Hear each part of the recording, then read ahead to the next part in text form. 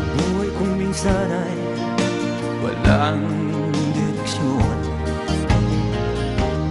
tila kay lupit-lupit nitong panahon.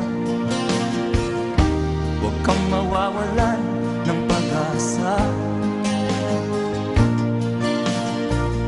kailanman ay di nag-iisa.